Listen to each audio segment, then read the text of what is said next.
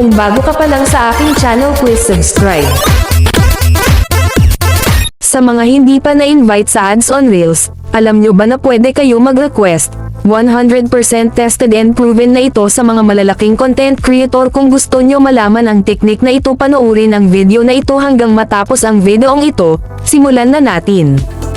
Buksan ang Facebook application. Pindutin ang menu. Pindutin ang professional dashboard. Dito guys, makikita natin ang performance ng ating account. Screenshot lang natin ito.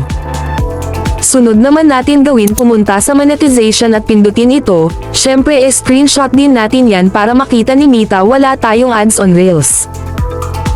Okay, back lang natin. Tapos pumunta naman tayo sa profile recommendation or page recommendation at pindutin ito. At ito recommendation, screenshot din natin ito, patunay na wala tayong violation sa ating account.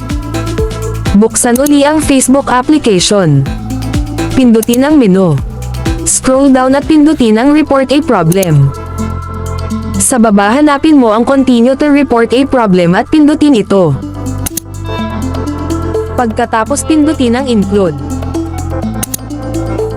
Dito naman sa Select Product, piliin lamang kung ano ang gamit mo, profile ba or page. Ang sa akin ay page kasi hindi pa ako monetize sa Ads on Reels. Dito naman, sa describe na issue, ilagay ang reason kung ano ang i-request mo. Pwede nyo guys gayahin yung ginawa kong reason sa pag-request, lalagay ko na lang sa comment section or sa description box.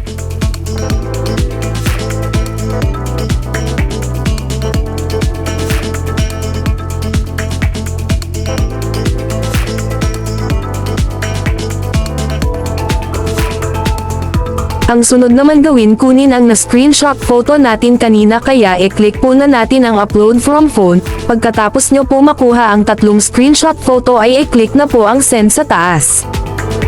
Pagkatapos yan guys, kailangan nyo lang i-check ang monetization tools kasi hindi na po mag-email or magre-respond si Meta. Kusa na po lalabas doon sa tools. Syempre kung nagustuhan mo ang videong ito, wag mong kalimutan mag-follow at i-share mo ang video. Maraming salamat po.